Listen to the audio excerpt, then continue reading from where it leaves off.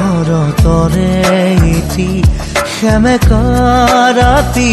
শুনিছো নিয়ৰ ৰুণজুণ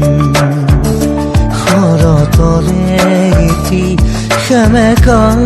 ৰাতি শুনিছো নিয়ৰ ৰুণজুণ